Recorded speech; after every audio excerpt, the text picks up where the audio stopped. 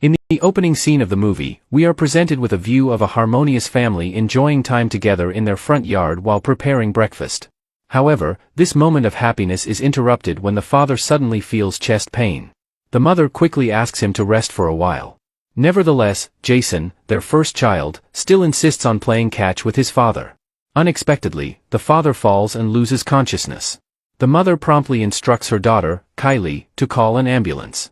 A year later, the family decides to move to a housing complex called Purity Falls, a serene complex with much more affordable prices compared to their previous home. This decision is made by the mother because the family's saving Jason and Kylie also have to transfer to the school where their mother works. Jason still cannot accept the reality of losing his father and feels upset about their move. In his frustration, Jason accidentally throws a ball and hits someone behind the bushes. That person is named Chad, a Purity Falls school alum who is about to continue his studies out of town. In the middle of their conversation, Chad is called by a woman who asks for his help. After finishing his chat with Jason, Chad immediately approaches the woman. The scene then shifts to the moment when Jason's family is moving their furniture to the new house. A neighbor named Courtney comes to visit, bringing food. Courtney is a successful woman in the cosmetic sales field. Courtney was previously married, but her husband passed away before they could have children. Besides her main career, Courtney also has a side business in plants. Courtney offers Jason a part-time job with a high salary and benefits. The mother advises Jason to accept the offer so he can save up to buy a car. At night, Chad is seen talking on the phone with his girlfriend, promising happiness and planning to buy an apartment for her. Suddenly, the sound of an opening door is heard. Chad quickly checks the situation, even reaching the pool. Unexpectedly, a mysterious figure appears and fatally strikes Chad. The next day, the three of them started their first day at their new school. On the first day, Jason met a new friend who shared the same interest in wrestling. His new friend's name was Daniel. Initially, Jason was hesitant to accept Daniel's invitation to join the school wrestling team. However, his hesitation disappeared when he saw a beautiful woman named Clara. Daniel informed Jason that Clara often attended wrestling matches. Eventually, Jason, still single, decided to join and immediately started training. On the first day of training, unexpectedly, Jason managed to defeat a student known as the strongest and undefeated in the school. Jason's enthusiasm to win was fully fueled by his desire to impress Clara, who happened to be watching the match. From then on, Jason and Clara finally got to know each other. Not wanting to miss the opportunity, Jason quickly asked Clara out on a date. Initially, Clara hesitated to accept the offer. However, when Jason mentioned that he would treat her, Clara finally agreed. However, at that moment, Jason realized how empty his wallet was, having no money at all. From this incident, later in the afternoon, Jason finally accepted Courtney's offer to work as a gardener. Jason was warmly welcomed by Courtney. Before starting work, they chatted about Jason's experience in gardening. Jason mentioned that he had experience in arranging plants from his late father's garden. As they enjoyed their drinks, their conversation continued in a more friendly atmosphere. During that time, Courtney deliberately spilled her drink on her shirt, creating an awkward atmosphere that led to a deeper bond between them. After the incident, Jason received an advance payment from Courtney. Courtney also informed Jason that the following Saturday, he could start working at their neighbor's house to take care of their garden. The next day, Jason went straight to the neighbor's house as previously informed by Courtney. Armed with gardening tools, Jason began his work. However, an elderly woman approached him and caught his attention. Jason was surprised and quickly left the house. Jason then approached Courtney at her house. Upon arriving there, the true job that Courtney meant was revealed. Apparently, the gardening task was just a cover. Jason's actual task was to accompany Courtney, who felt lonely. Courtney needed the presence of a young and strong man like Jason to fill the void in her life. Well, turns out, from the start, the communication Jason had with Courtney and also with Daniel was all part of a more complex scheme. At school, Jason met Daniel, who seemed like he had just been through something rough. When asked, Daniel was reluctant to explain. Jason then mentioned meeting Courtney. Daniel finally admitted that he also worked for Courtney and really enjoyed the job because it was fun and paid quite well. Jason could only stay silent listening to Daniel's explanation. Meanwhile, at school, Jason's mom was talking to a student named Amber. Amber was Chad's girlfriend who had recently passed away. Amber revealed that Chad's death wasn't a work accident like many rumors at school, but there were indications that someone intentionally did it. Amber also disclosed that Chad often entertained at Purity Falls Complex and his death might have been planned by someone who didn't want Chad to leave for college out of town. Back at home, Courtney met Jason and his mom. Courtney gave Jason an old car belonging to her late husband that had been unused for a long time. Facing financial ins with the job also influenced Jason's decision. Without delay, Courtney gave Jason the next customer's address, which was Harris. That evening, Jason visited the new customer's house. This time, fortunately, Jason didn't encounter an overly elderly woman like before. From then on, Jason worked with full enthusiasm.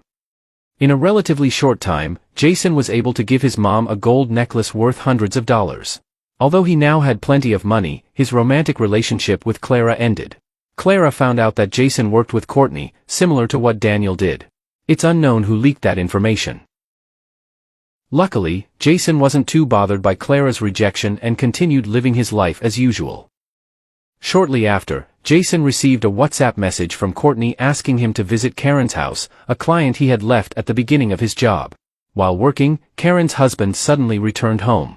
Thankfully, Jason managed to escape and hide in the closet. However, in his escape, Jason accidentally dropped his belt.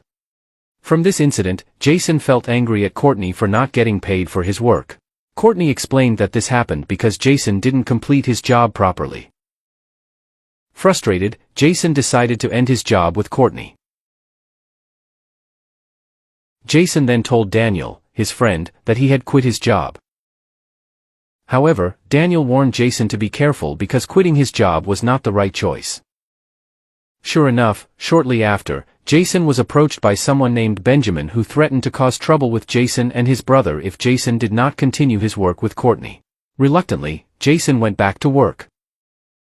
A few days later, a party was held at Courtney's house where Jason's mom was also invited.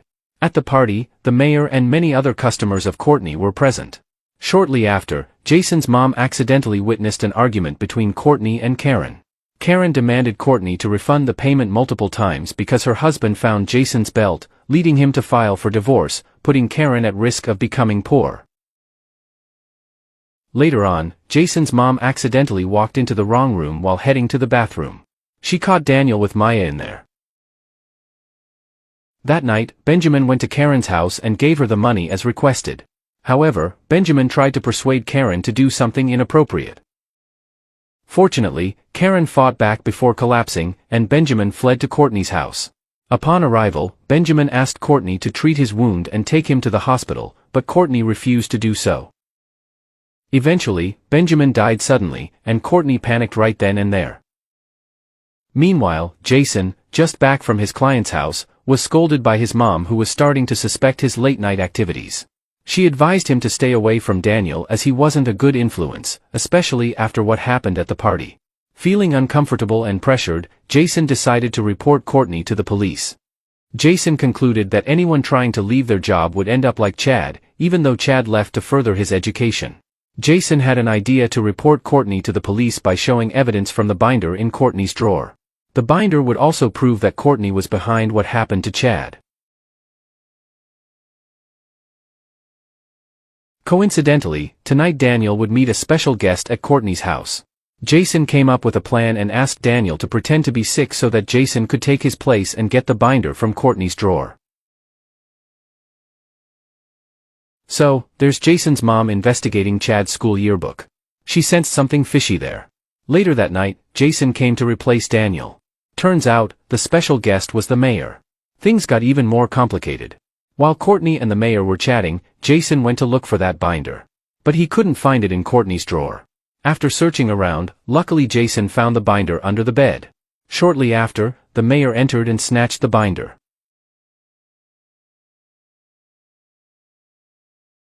It seemed like the mayor also knew that Courtney kept her employee profiles there. With a little kung fu move, Jason managed to snatch back the binder. Meanwhile, Jason's mom was keeping an eye on things at Courtney's house from her place. The TV news reported about the disappearance of Benjamin and Karen in Purity Falls. Meanwhile, Courtney caught Jason with the binder. With her strong motherly instinct, Jason's mom realized Jason was at Courtney's house and in danger. She cautiously entered Courtney's house and eventually found Jason in the garage. Shortly after, Courtney arrived and intended to move Jason. The mom, hiding, accidentally dropped something, leading to a showdown between Courtney and Jason's mom. Thankfully, after receiving a screwdriver from Jason, the mom managed to win the struggle. In the end, they all returned to their old home. There, they celebrated Jason's graduation with his class. The film begins in New York at a hospice where cancer patients are receiving care. Sam, one of the patients, is part of a group circle, but expresses her frustration with the facility, openly stating that it's a terrible place. Her only comfort comes from her cat, Frodo, and while the hospice staff, especially Ruben, try to offer her some companionship, Sam keeps her distance, avoiding any real connection. One day, Ruben arranges an outing for the patients, hoping to give them a break from their routines. Sam, eager to get a slice of pizza from a specific place, joins the group. They visit a children's puppet show, and at first Sam appears to enjoy it, but her mood quickly shifts when something unfortunate happens during the performance. Sam storms out with Frodo, and when Ruben insists they head back to the hospice without the promised pizza, Sam grows even more upset. Ruben tries to be supportive, saying he just wants to be a friend, but Sam coldly retorts that they're not friends and boards the bus, keeping her distance. The atmosphere shifts dramatically as Sam notices the other patients huddled in fear at the back of the bus. Outside, military troops swarm the streets as meteors rain down from the sky. Panic erupts, and alien creatures begin to invade the city, attacking civilians and spreading terror. During the chaos, Sam is violently thrown against a wall and knocked unconscious. When she awakens, she finds herself in a shelter, safe for the moment with Frodo and a few other survivors, including Ruben and Henry. Sam embraces Ruben in a rare moment of warmth, but overhears a military broadcast urging everyone to stay put in order to avoid attracting the aliens. While trying to keep track of Frodo, Sam inadvertently leads an alien toward them when her cat brushes past a bell, setting off a chain of events. Fortunately, Sam manages to avoid detection, narrowly escaping the alien's grasp. Ruben suggests heading back to the hospice, but Sam is resolute in her desire to go to Harlem to get pizza from Patsy's. From the roof of their shelter, they witness the military bombing bridges to block off exits from the city. In the midst of the tension, one survivor starts to lose it, and while Henri tries to calm him down, his panic almost draws the alien's attention. In a desperate attempt to prevent a disaster, Henri kills the man by slamming his head against the wall. The situation grows dire when a backup generator starts emitting noise, drawing the attention of an alien. Ruben runs to shut it down, but as he does, his shirt gets caught on something, and he's killed in an instant. Sam, devastated, is left to pick up the pieces, now fully alone in a world that's turned into a nightmare. The next morning, Sam, determined to reach Harlem, begins her journey with Frodo in tow. On the way, she encounters two kids and gives them her candy before hearing an announcement from the military. They're offering safe passage to survivors, directing them to boats on the south side of the city, as the aliens cannot swim. Sam walks away from the crowd heading toward the boats, but the growing frenzy attracts the aliens, leading to a near-death experience as Sam is almost trampled by the stampede. She narrowly escapes, finding refuge under a car. Frodo runs off to find water, and along the way he meets Eric, a traumatized English law student who has been struggling to cope with the chaos. Eric follows Frodo back to Sam, and the two bond over their shared hardship. As they walk through the city, the heavy rain offers them a brief respite, allowing them to speak more freely. Sam tries to convince Eric to go to the boats, but he insists on accompanying her to her apartment so she can grab her pain medication. At the apartment, Eric learns more about Sam's past, discovering a poetry book she's written and hearing stories about her father, who used to play piano at a nearby jazz club. The following day, Sam and Eric continue their journey to Harlem, but their path takes an unexpected turn when they find that Patsy's has been destroyed in the chaos. Undeterred, Sam and Eric head to the nearby jazz club, where Eric goes out to find pizza from another place. He writes Patsy's on the box as a tribute and surprises Sam by entertaining her with a dance and a card trick, leaving her genuinely impressed. As they make their way through the city, they see boats on the horizon and head in their direction. In an attempt to give Eric and Frodo a chance to escape, Sam uses a crowbar to smash car windows, drawing the attention of the aliens. This allows them to move toward the boats, but when Eric accidentally kicks a can, the aliens head in his direction. He narrowly escapes by jumping into the water and making it to the boats, where Henri and other survivors pull him aboard. Eric checks his pocket and finds a note from Sam. It's a final message, thanking him for helping her and showing her what it means to live, even in her final moments. Meanwhile, Sam walks alone through the empty streets of Harlem, knowing that her time is almost up. In an act of defiance, she takes out her headphones and plays her music loudly, a last moment of freedom before her inevitable death. As she smiles, the sound of an approaching creature grows louder, and the film ends with a chilling sense of finality. A girl is locked in a room with lots of phones, and when she picks up the receiver, the room starts to fill with water.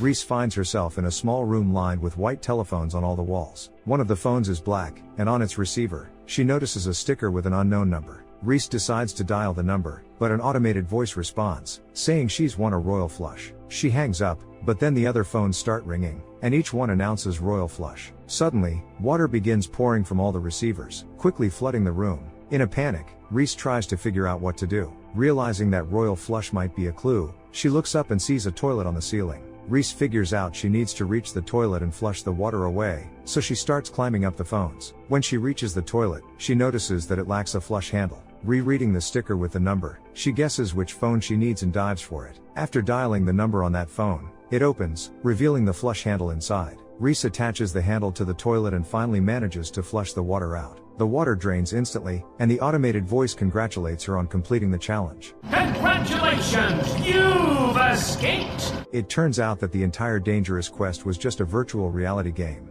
Reese removes her VR headset and sensors at a specialized center among other gamers and heads home. At home, Reese discusses the game with her friends in a chat and then joins her father, Chris, for dinner. They chat about their day, enjoying burgers, and remember their wife and mother, who passed away a few years ago. Suddenly, their home and the entire city experience an unexplained short circuit. Power and communication are lost, and all the electronics, including Reese's computer, catch fire. Fortunately, Reese manages to extinguish the computer before the fire spreads. Later, Chris brings a lamp into the living room and comments that the power outage might be good for Reese, as it gives her a break from her virtual reality. However, Reese is concerned that the internet is down and she can't find out what's happening in the city. She recalls that her grandfather Frank has a book about batteries and power lines that might help them. But Chris asks her to put those thoughts aside, considering Frank to be a bit of an eccentric for moving to a mountain cabin and always preparing for an unknown disaster. They then look through old photos and videos on an iPad and soon fall asleep on the couch in the living room. In the middle of the night, Reese wakes up to a strange flash outside the window.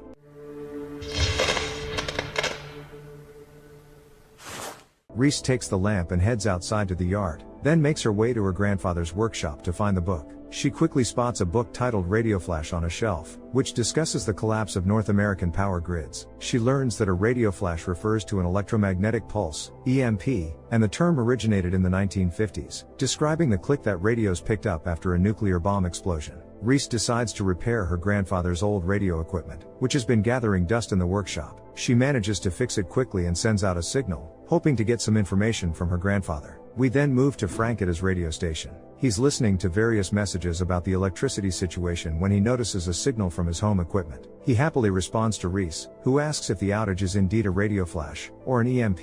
Frank confirms her suspicion and then asks to speak with Chris. Reese explains that her father is asleep, so Frank requests that Chris contact him in the morning. He also insists that Reese and Chris must leave their home and come to him. Frank explains to Reese where to find a map with a marked route and a radio that works only within a 5-mile radius. The radio will help them reach his place, but it needs to be charged using a generator found in the workshop. Reese realizes that her grandfather prepared all these items for a reason, indicating he expected such a disaster. Should I be scared?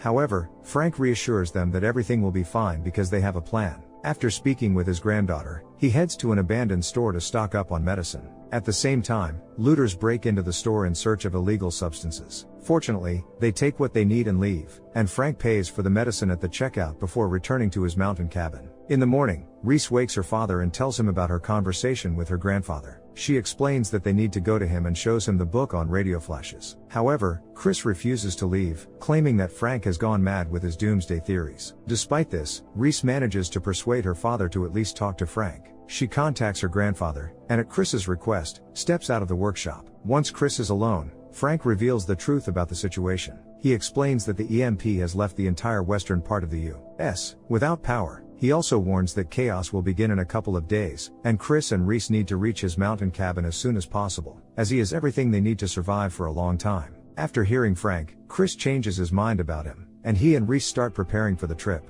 Meanwhile, on the street, police are trying to convince town residents that the power outage is planned, but people don't believe them and realize they need to prepare for the worst. Soon, Chris and Reese set out on their journey. Along the way, they find the only open store and stop to get supplies. However, seeing crowds of people fighting over food and water, they decide not to risk it and continue on. After some time, Chris and Reese reach a bridge and encounter a traffic jam caused by an accident. Tired of waiting, they decide to get closer to the scene to see if anyone needs help, and Reese spots a lifeless body of a woman on the road. At that moment, one of the drivers loses his temper and rams his car into a vehicle blocking the road. People immediately follow him, and Chris and Reese rush back to their car to continue their journey. At night, Reese wakes up to realize that her father missed a crucial turn. Distracted while checking the map, Chris nearly collides with a truck in the middle of the road. He loses control and ends up veering off the road and crashing into a tree.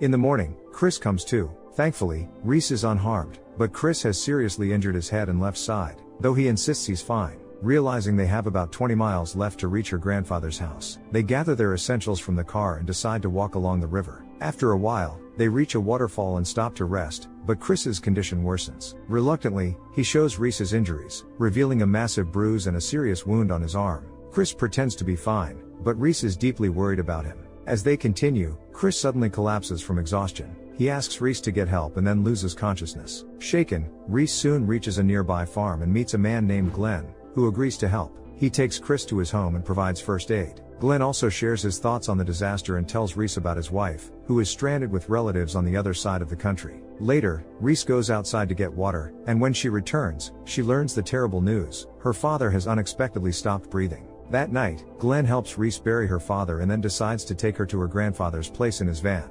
Meanwhile, Frank is worried that Reese and Chris haven't arrived yet. He heads out to meet them and soon finds the accident site. Following Reese's trail, he reaches Glenn's house. Frank breaks in and, after a thorough inspection of the house and yard, discovers red stains on the couch and a fresh grave. Realizing something has happened to Chris or Reese, he decides to continue the search. On the way, Glenn spots a man standing in the middle of the road asking for help. Glenn, wary of the stranger, tells Reese to hide in the back of the van but stops anyway. Unfortunately, Glenn's suspicion proves correct. The stranger, after checking the van and seeing there's enough fuel, pulls out a gun and demands that Glenn get out. Glenn complies, but the stranger immediately shoots him and steals the van. Shocked, Reese remains hidden inside the van, trying not to give herself away. Soon, the stranger drives to an abandoned gas station surrounded by dozens of abandoned cars. The man sneaks inside, hoping to steal fuel, but is shot by a hunter. The hunter drags the stranger's body to his vehicle, and Reese seizes the opportunity to escape from the van. However, she doesn't get far before the same hunter catches up with her and puts a sack over her head. When Reese regains consciousness, she finds herself in an unfamiliar house, facing an elderly woman named Ma. Ma accuses Reese of trespassing and suddenly insists that Reese stay for dinner with her family. Meanwhile, Frank discovers Glenn's body on the road. He recognizes him from the photos he saw at the house and realizes that Reese is in danger. At dinner, Ma introduces Reese to her son Bill, the hunter, and her reclusive grandson Quinn, and serves her bear meat. Reese tells Ma about the power outage everywhere and her urgent need to reach her grandfather. Ma, however, insists that the forest is too dangerous and persuades Reese to stay with them for the night, offering her a place to sleep in the attic. That night, after waiting for Ma to fall asleep,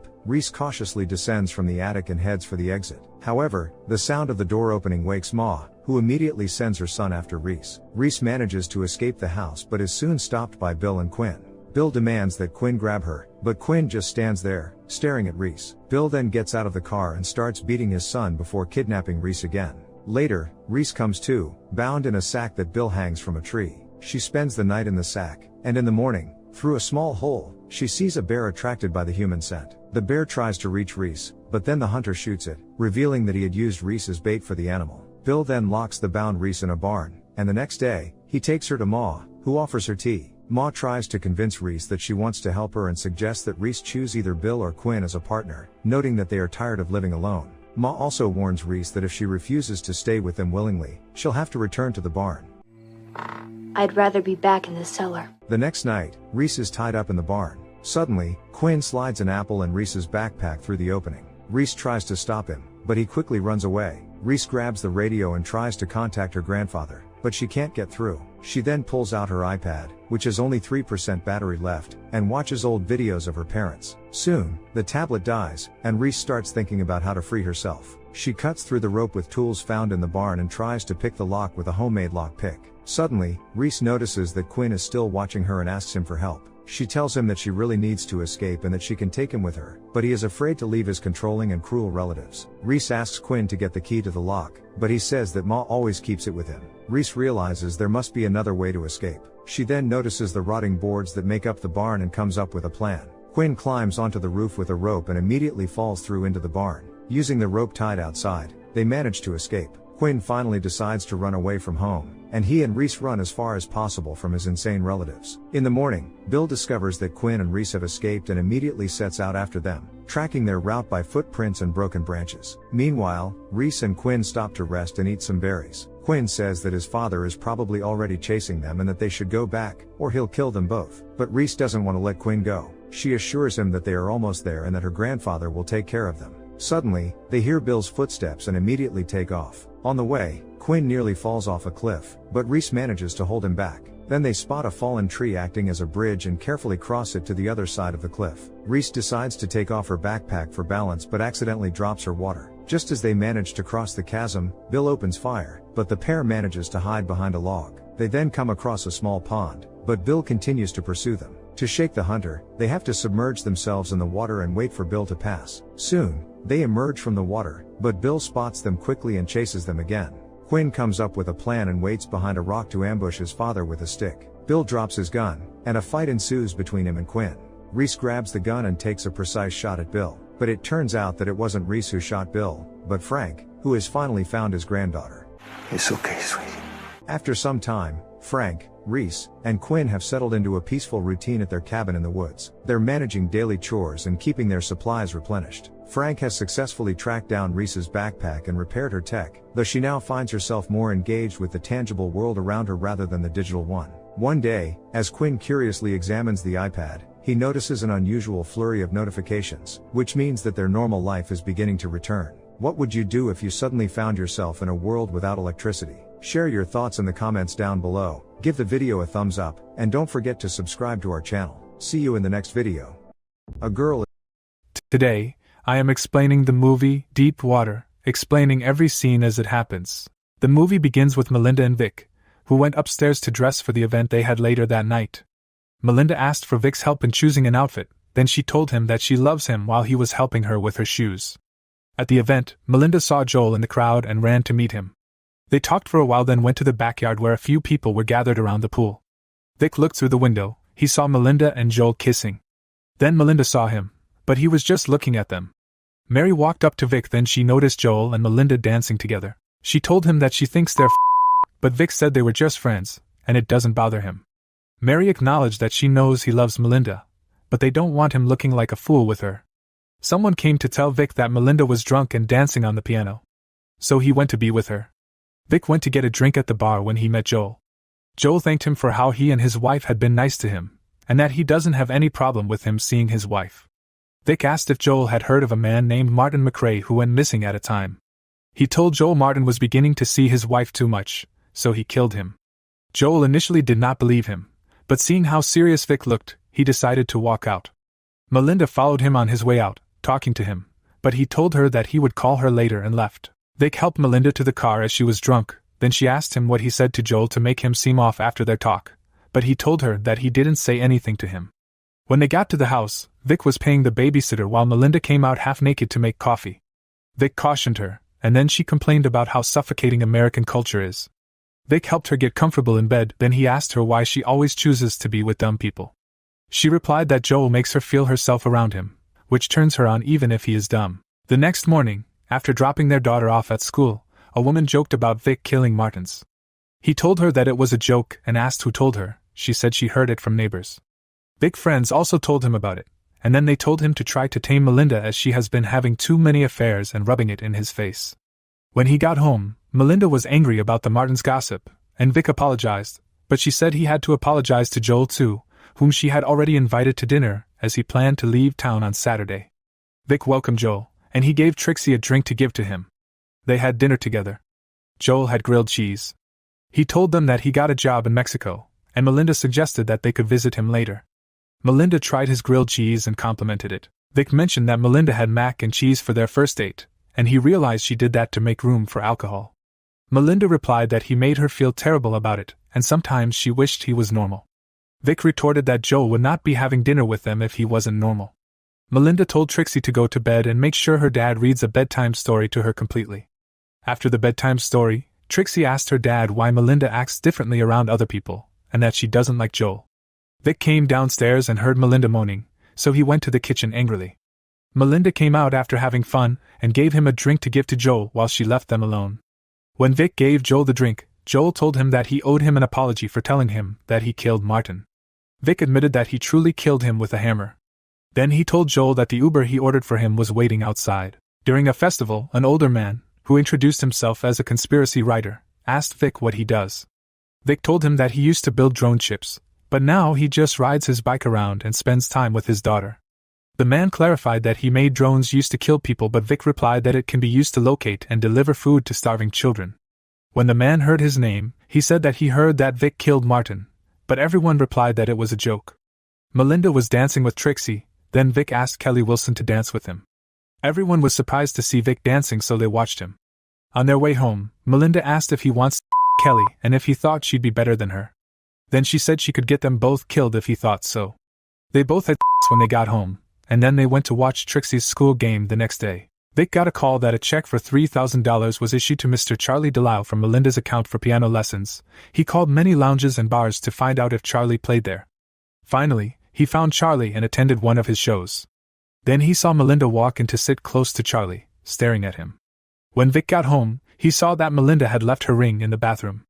Then he heard news that they had found Martin's body in the woods with bullet wounds. Melinda came back drunk. She told Vic that she was hanging out with a new friend, and she can't remember what they did, but she had fun. Vic informed her that Martin's body had been found. She got angry and went inside. The next day, Vic and Trixie went to get a dog. Trixie asked if her mom was okay on their way back, and Vic replied that she was just sad because of her friend. Then he saw Charlie walking with flowers in his hands. When Vic got home, he saw the flowers on the dining table, with Melinda drinking heavily. Vic met with his friend at a lounge where Charlie plays. His friend was happy that they caught Martin's murderer, as it would take out rumors about Vic killing him. Vic complimented Charlie and told his friend that he was Melinda's piano teacher. Melinda and spent the whole night with Charlie. When she came back, Vic asked her where she had been throughout the night and why she had issued a check for $3,000 to a certain Charlie. She told him that she could give him details of all she did if he wanted to know. Vic reminded her that they have a child and family together, but she replied that that was what he wanted, not her, and that his life is very boring. A house party was going on in their house with their friends over, playing games and having fun. Charlie walked in, and Melinda stopped the music to introduce him to everyone. Then she asked him to play the piano. Everyone was dancing to what Charlie was playing. Melinda went to Vic and rubbed herself against him. After Charlie finished playing, Melinda introduced him to Vic. Later, Vic was looking for Melinda and Mary told him to check upstairs. Vic saw Melinda and Charlie coming out of a room with Melinda dressed in a swimsuit. He watched them swimming together with others in the pool, playing together and almost kissing in Vic's presence. It started raining, so everyone ran inside, leaving Vic and Charlie in the pool. Vic looked at him in disgust. Everyone was in the kitchen waiting for the cookies to get ready. Mary told Vic that if he ever felt like dancing with someone like he did with Kelly, he could call her. Melinda didn't see Charlie among others, so she went out to check on him. Then she saw him drowning in the pool and screamed. Everyone ran out to help him. Vic administered CPR while someone called 911. Melinda became angry that Vic was not doing it right and pushed him away. Charlie was taken away dead while the others were questioned by the police. Everyone testified that he was drunk, and they didn't really notice him when they were leaving the pool. Melinda told the police that it was Vic that killed him. Everyone tried to shun her, but she wouldn't back down. Then an officer took her for questioning privately. After a while, the officer called for Vic. The writer in the neighborhood asked to speak to the officers privately as well. The officer asked Vic if his wife had an affair with Charlie, but Vic responded that he does not ask his wife those kinds of questions. Vic explained that when he was leaving with Grant, he saw Charlie at the far end of the pool and he did not know he was not a great swimmer. So, he went inside and tried to steal cookies and he showed the officer his burned hand. The officers left and everyone went to their various houses. Vic asked Melinda if she wanted a divorce since she thinks he was the one that killed Charlie, which may make her frightened of him. She responded that she was not frightened because she was the thing he killed for. Vic went riding his bicycle in the morning. He remembered how he pushed Charlie, and he struggled before he gave up. Then he noticed a car following him and waited for it to go ahead. Vic dropped Trixie in school, and when he was leaving, Kelly came to meet him and told him that her husband has been spreading rumors that he killed Charlie. So, he told her that he'll invite her and her husband for dinner. When they came for dinner, Vic took her husband, Don, to his snail house. He told him about snails and told him to stop spreading rumors because it was affecting his wife's reputation. Don asked if he would be willing to take the lie detector test, and Vic agreed. Vic was walking by a walkway when he saw the car that was following him during his morning ride. Then he looked inside and saw a camera. Next, he saw Melinda and a man in a restaurant and went to meet them. The man introduced himself as a psychotherapist, and his name is David. Vic asked if his wife has schizophrenic tendencies, and Melinda asked if Vic looked like a psychopath. Then David laughed and offered them a couple sessions, but Vic replied that he had other places to be. Vic asked for David's card, but David said he was not with any. Then Vic said he knew where to find him and left. Vic went to Kelly and Don's house. He accused Don of hiring a private investigator to monitor him, and how the investigator was pretending to be a psychotherapist while hanging out with his wife. When Don denied it, Vic showed him evidence of his wife sending about $700 to his account. Kelly apologized on behalf of his husband. Then Vic left. Vic monitored Melinda. He saw her dressed up to meet a man, and then they walked down the street like two lovebirds. Vic was helping Trixie in the bath. Then she asked him how he killed Charlie because most of her friends were asking. Vic told her he didn't kill him because if he did he'll be locked up in prison forever. Trixie replied that she knew he was lying about it, and he told her to keep it between the two of them. Vic heard Melinda talking to someone over the phone about Brazil, and how she had never been there.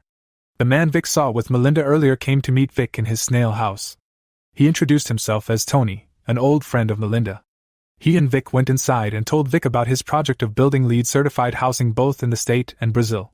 Melinda came out to greet him, then she told Vic that Tony was the first American man she but he broke her heart. Tony tried to caution her, but she replied that Vic was not like normal men who'd control her.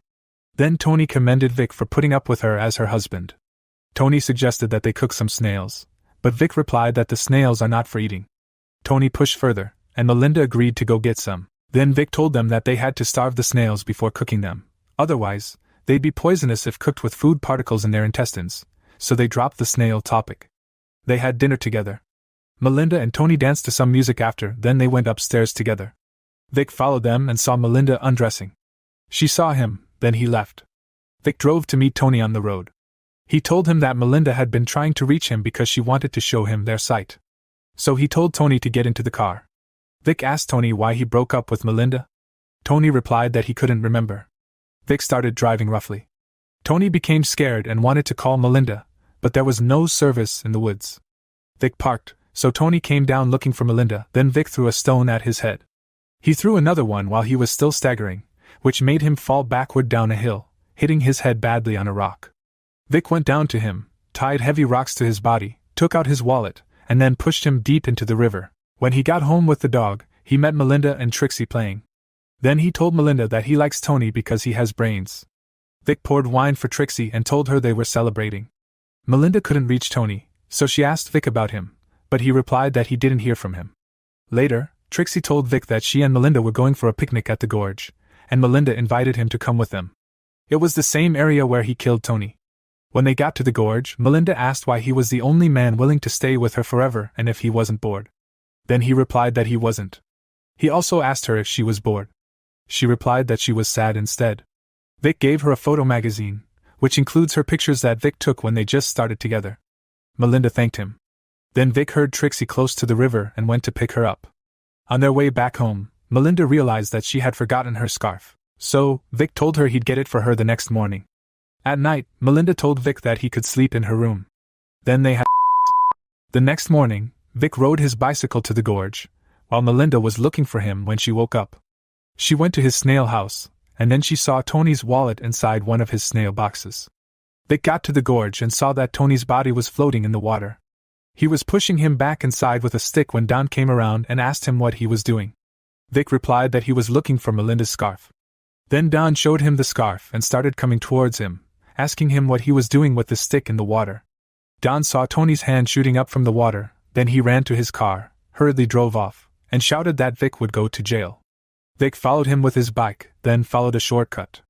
Don started texting his wife, then his phone fell. He bent to pick it up, and when he looked up, he saw Vic on the floor in front of him and dodged to the other side. Then his car somersaulted into the river. Melinda packed her suitcase to leave. When Trixie saw it, she took the suitcase and threw it into the pool. Then she told Melinda that she cannot go anywhere. When Vic got home, he found Melinda by the stairs watching him. Then she told him that she found Tony. Melinda burned Tony's ID card later that night. In 2025, aliens occupy Earth and first enclose cities with 300-meter walls to limit human movement. Welcome to day 348 of our occupation.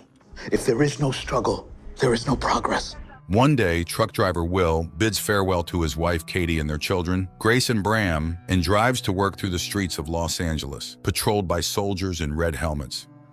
Later, from his conversation with a colleague, it becomes clear that Will is planning an illegal trip beyond the wall. He reaches a smuggler who places him in a metal box and covers it with ice. That's when Will discovers he has a fellow passenger, to whom he reveals he's looking for his 12-year-old son left behind the wall. Soon the vehicle enters through the gates. Then an explosion occurs, flipping the truck over. Dazed, Will crawls out only to be captured by the red helmets. That same morning, Katie goes to an underground dealer for forbidden insulin. By restricting medicine, the invaders weed out the weak, making it very hard to obtain. She presents a bottle of alcohol for trade, but finds the insulin spoiled.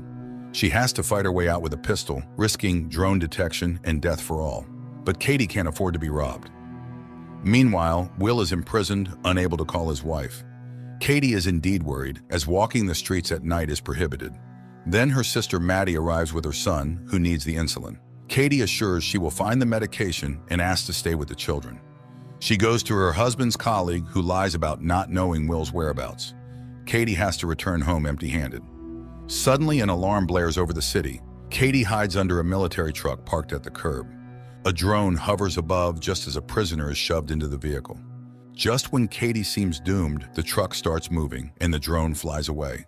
The woman makes it home. In the morning, she visits her friend Bruce Sard and reports Will's disappearance. It turns out he, like her husband, was with the FBI before the aliens arrived. He asks her to return home while he checks his remaining contacts, but Katie goes to the hospital, where she learns of the explosion at the city's entrance. Amidst the chaos, she sneaks into a storeroom and steals several vials of insulin. In prison, Will hears his cellmate's confessions, soon to be sent to work at a factory for the aliens. Then soldiers arrive, one shouting Will's real surname. He's recognized and taken to the Green Zone, where the world's leaders now reside. There, he's met by Snyder, a representative of the Los Angeles governor. Snyder knows Will's military and FBI background and his knack for catching dangerous criminals. Since the military and police vanished after the aliens' arrival, Will had to hide, but now Snyder needs his help, offering his family full protection in return. The Masters demand security, so Will lead a special unit, infiltrate the rebels, and capture their leader Geronimo. As the alien spacecraft is about to launch, Snyder takes Will to the balcony, hoping to persuade him to switch sides. If he refuses, his family will be sent to the factory. At night, the Red Helmets bring Will home, frightening his family, but he reassures them, explaining he was just in an accident. However, Katie realizes her husband is lying. Hearing he went to look for Charlie, she cries, but the news of Snyder's proposal enrages her. She would never become the wife of a traitor. In the morning, the family is woken up by the smell of bacon, and upon entering the kitchen, they find Snyder there. He has prepared breakfast and even brewed coffee, which is now impossible to find. As he eats, he lists all the benefits of their new status: security, a personal tutor for the children, good food, and work. Moreover, the aliens allow the couple to reopen their old bar. However, Will is only willing to agree in exchange for the return of his son, who is in another block. Snyder promises to consider this option. The next morning, Katie arrives at an unassuming house where members of the resistance, whom she informs that the occupiers have hired her husband to find them, await her. The following morning, Will goes to work, quickly realizing that Snyder deceived him. Instead of becoming the commander of a special unit, he is subordinated to Phyllis, who assigns him to find the guy who planted an explosive device at the city entrance. He is partnered with Beau, an old policeman. Meanwhile, Katie arrives at her bar and finds her lost son's belongings.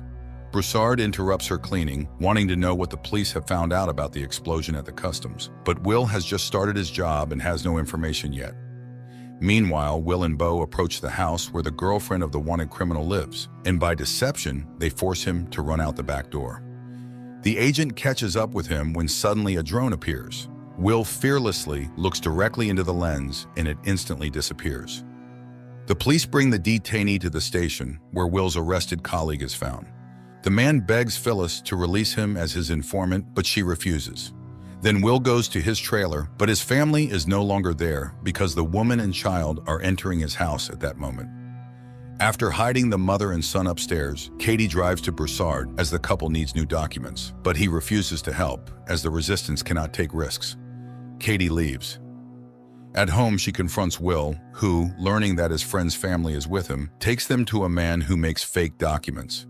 On their way, they are stopped by the Red Helmets. However, after checking the pass, they let him go with apologies, leaving Katie in a state of shock.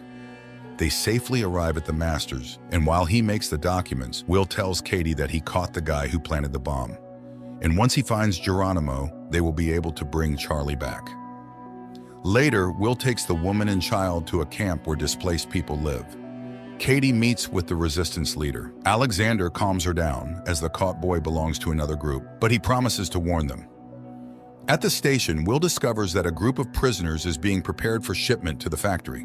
Phyllis asks him to resign himself.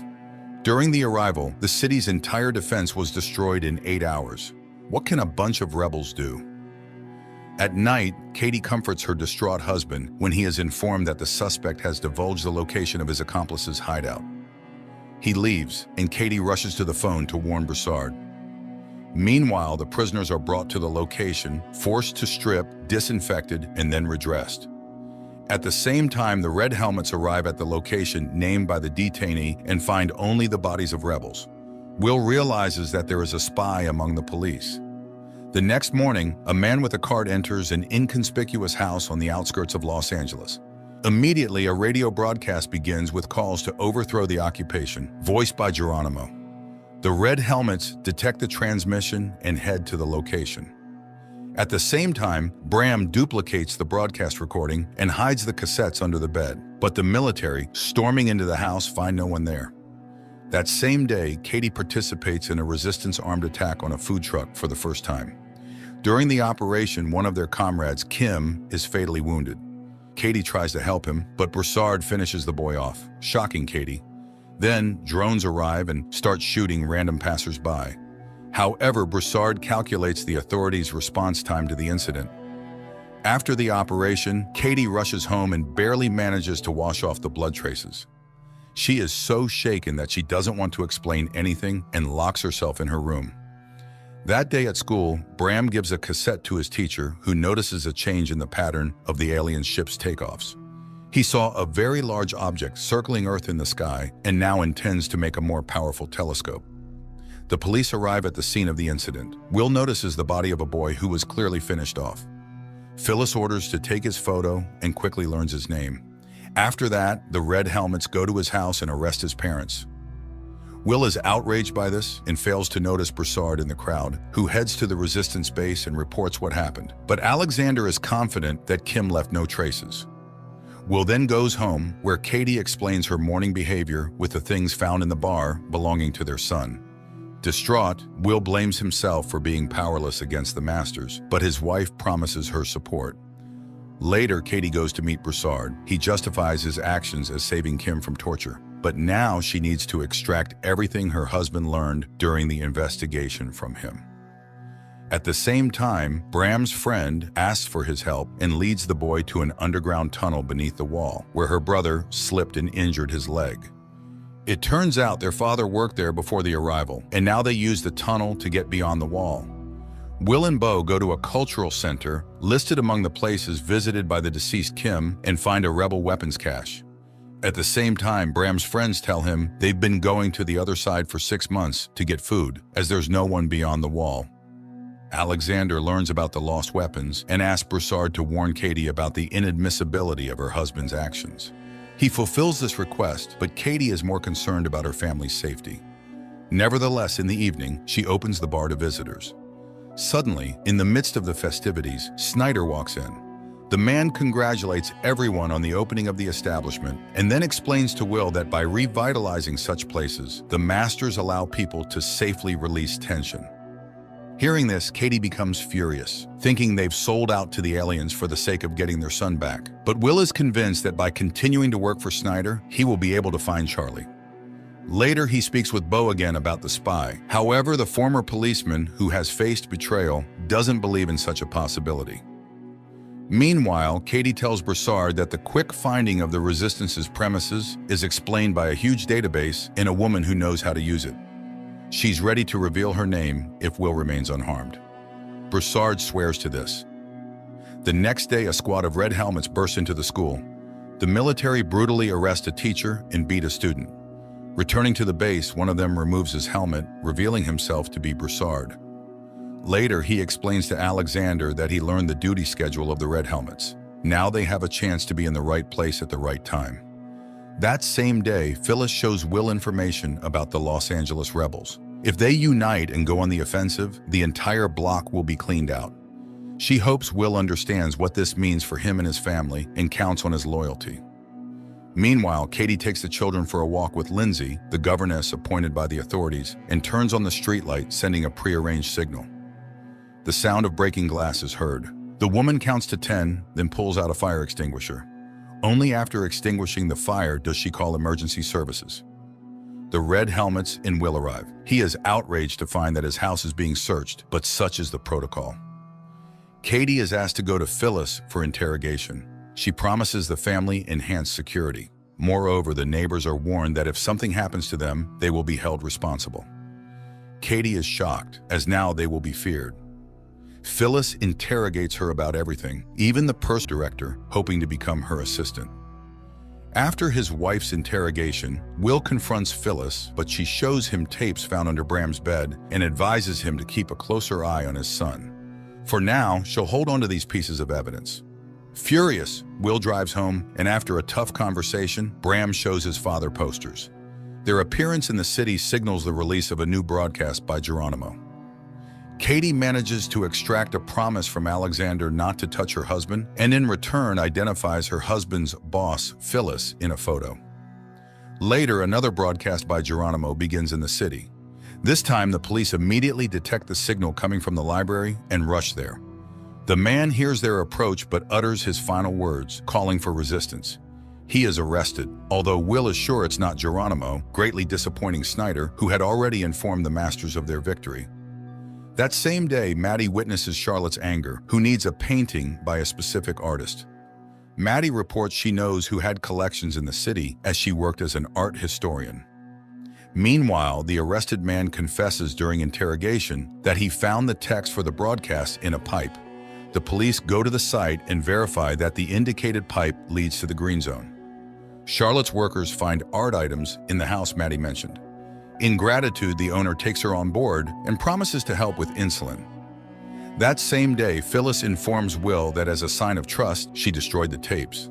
The man goes home where Bram admits he listened to Geronimo because he was the only one who instilled hope in people. Katie arrives at the bar earlier than usual and finds Phyllis in the hall, who wants to talk to her alone.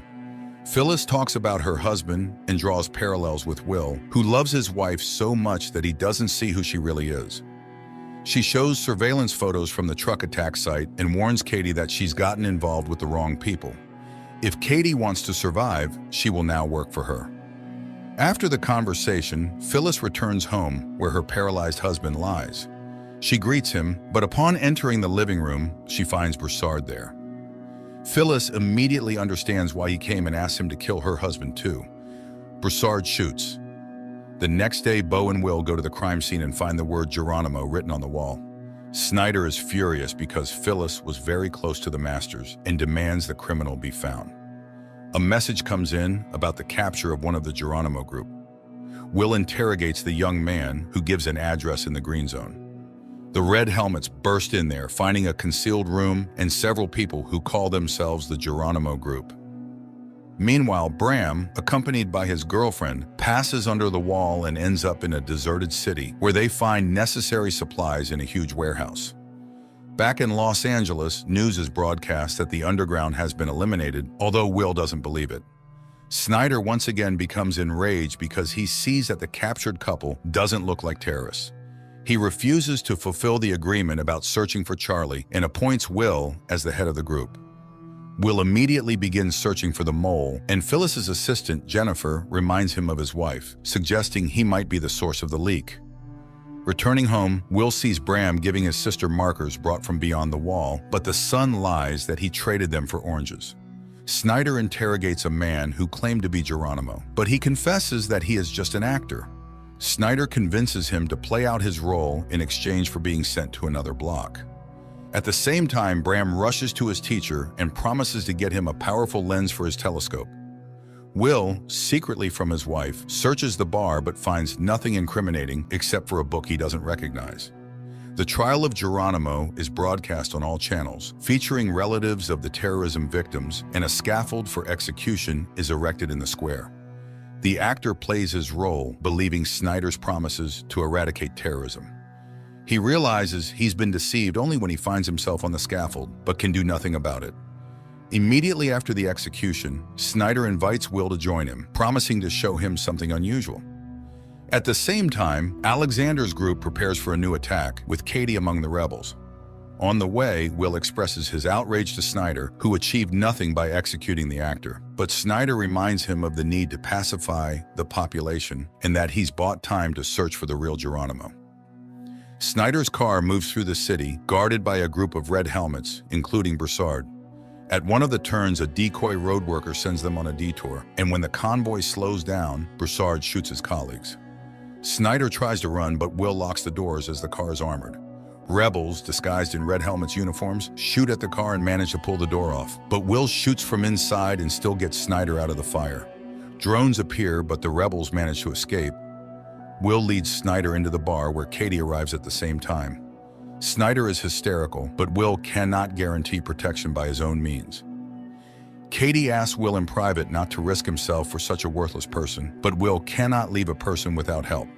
Realizing that the phone doesn't work, he goes outside to a payphone to call for backup.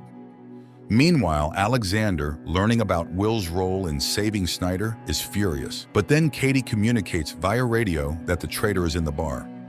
She returns to Snyder and keeps the conversation going to lower his guard. He boasts about being a professor of economics, which earned him a high position.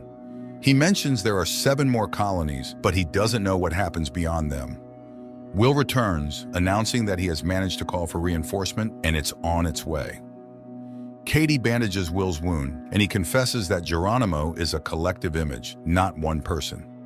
Katie asks not to interfere with Snyder's killing, but Will reminds her that another will take his place.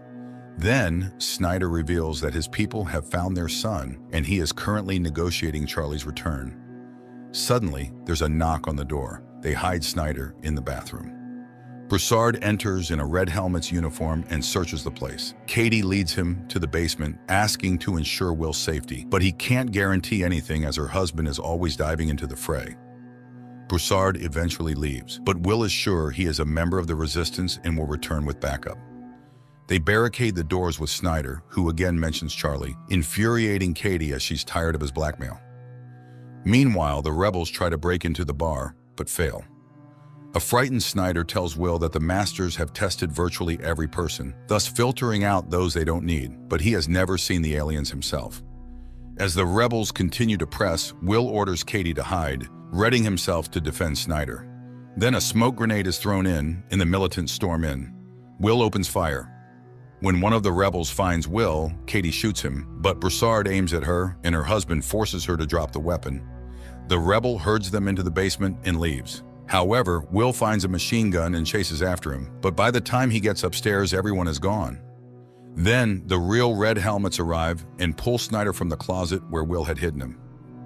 In the evening, Will tries to reassure Katie, explaining that Snyder's tribunal was just a farce. There is no people's hero, and those who attacked them have no relation to Geronimo. Meanwhile, Alexander concludes that Katie is a double agent, simply leading them on. Meanwhile, Maddie starts a relationship with Charlotte's husband, Nolan, who is the leader of the New Age Preacher Church. At the same time, Will identifies Broussard by photo, having seen him among the attackers, and receives an order to find and arrest him. The Red Helmets head to his address, but when they begin to storm the house, it explodes. Will questions Broussard's squadmates, and one mentions a distinctive feature, a tattoo on the chest, which Will recognizes as a Special Forces sign. Broussard infiltrates a restricted area, where he steals the corpse of a dark-skinned man of similar age and build. Along with Alexander, they place it in a car and burn it. Throughout, the leader convinces Broussard of Katie's betrayal. Later, the police find a burnt car with a charred body inside, matching the description of the bar attacker, but Will once again doubts everything. Katie tries to contact the underground, but can't manage to do so. Finally, she finds an encrypted message with the name of a meeting place, where a car with Broussard at the wheel awaits her. Meanwhile, Will's assistant Jennifer finds in the database 14 people with Broussard's face, and he realizes that Broussard is not just a military man, but a former FBI agent. Broussard takes Kate out of the city and asks her difficult questions, as she shot one of her own. But Katie reminds him that she laid out one main condition from the start: her family must be untouchable. She joined the fight and served the cause faithfully. He doubts her loyalty. She leaves, unwilling to continue the conversation. Broussard goes to one of the resistance members, Rachel, and tells her about Alexander's order to eliminate Katie and how he couldn't go through with it. Will arrives at Snyder's in the Green Zone and reports that Broussard is called something entirely different, and he's very skilled in his field, but he'll definitely find him. In response, Snyder gives him an envelope containing a recent photo of Charlie. Will brings it to Katie, and through tears, she asks her husband to rid themselves of Snyder's control. He promises to do so when he is ready. Meanwhile, Charlotte learns about Maddie and Nolan's relationship and threatens to fire her. Nolan decides to remind his wife of her place and offers Maddie to become his assistant. The police receive new information, with which Will goes home. He shows his wife a photo of Broussard and tells her that his fingerprints were found in their bar. This means he was there before. Katie says she doesn't know him, but Will shows her photos of his victims, and she recalls that he indeed visited them and said he lived in his mother's house and was fixing it. Jennifer immediately finds Broussard's mother's house through receipts from construction stores. Rachel comes to Katie, confessing that Broussard indeed killed many, but it's part of the resistance. Katie reminds her that she almost became one of his victims, but Rachel reminds her that Broussard didn't carry out that order. Then Katie calls Broussard and warns him that Will has figured him out. The Red Helmets go to Broussard's mother's house, but it's empty. The abandoned tools make it clear he received a warning.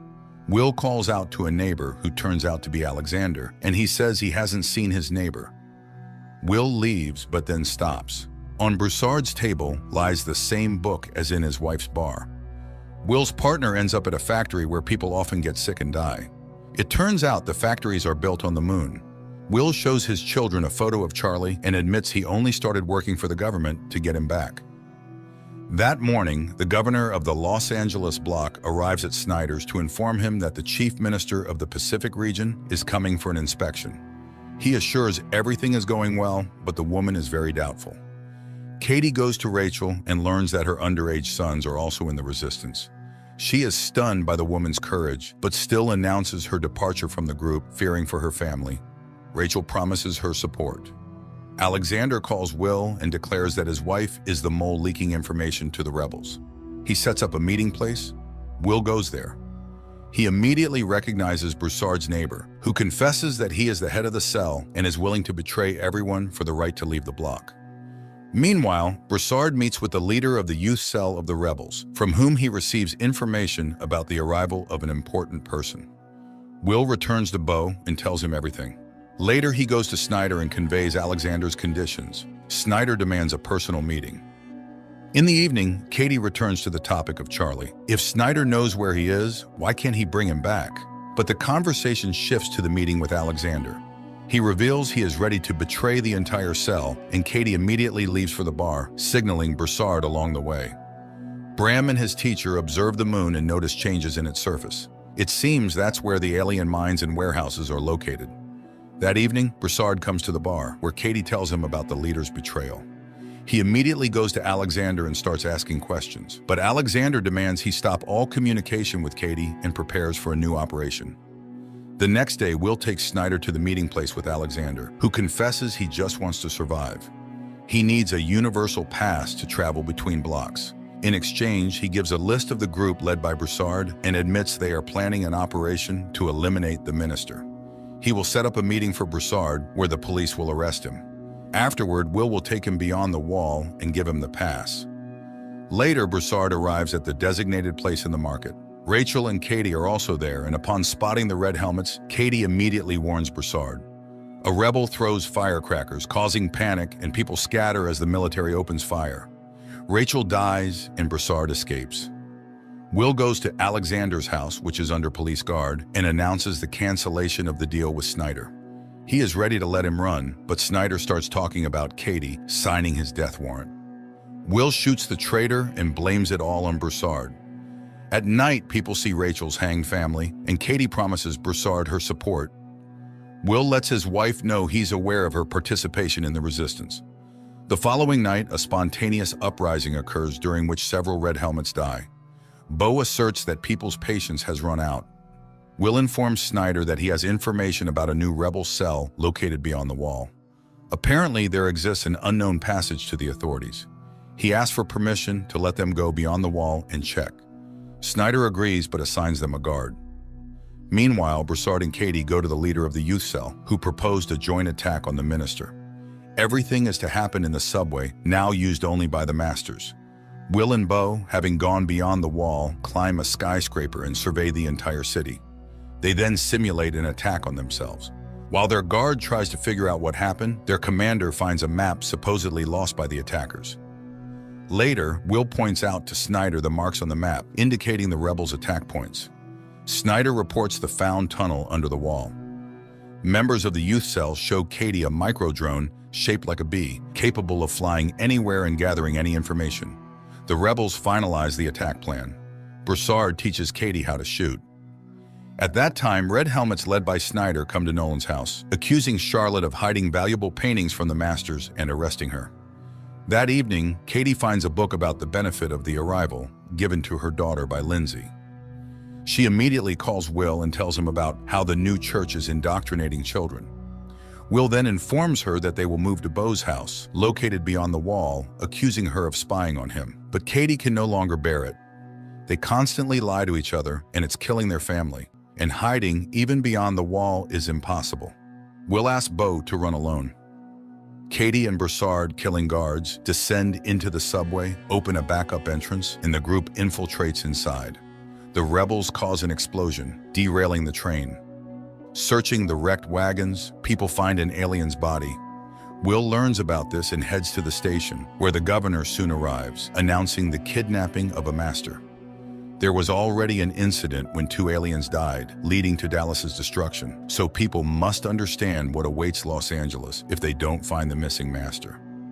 At the same time, a group of rebels transports the alien to a secret location, blocking signals with metallic foil. Will rushes home and asks Maddie to hide the children. She suggests taking them to the green zone. He tries to find Katie, and Bram gives him a secret number his mother received the day before. While the rebels try to move the alien to another location, a curfew is declared in the middle of the day. Maddie and the children end up in a huge queue, and as they try to break through, Bram runs away. Meanwhile, the rebels hijack a red helmet's car and load the alien into it. At the same time, the police receive subway camera footage. Will recognizes Katie but doesn't show it. Bram runs to his teacher and leads him to the tunnel. Meanwhile, the group that kidnapped the alien moves through the city in a police car and witnesses a house being shot to intimidate residents. Snyder is removed from his position, but the governor can do nothing. Meanwhile, the alien is brought to a laboratory, shielded from any observation methods, and they attempt to open his suit. Will gives the rebel codebook to Jennifer. Together, they review the operation footage from Broussard's arrest attempt and identify the youth cell leader, who is also in the database. The rebels figure out how to activate the communicator on the alien's wrist when Will knocks on the door. He asks to hand over the kidnapped and run, or he won't be able to save them. But Katie refuses to open the door, instead breaking the isolation, forcing the rebels to flee through a secret passage. At that moment, drones converge on the house. Katie opens the door, and Will calls the police. The alien is taken away. Snyder thanks him and gives him a universal pass beyond the wall. Simultaneously, Bram and the teacher descend into the tunnel and are caught by the police. Snyder is taken away by the patrol. Will goes beyond the wall to find his son, and Katie returns to an empty house. This concludes the first season.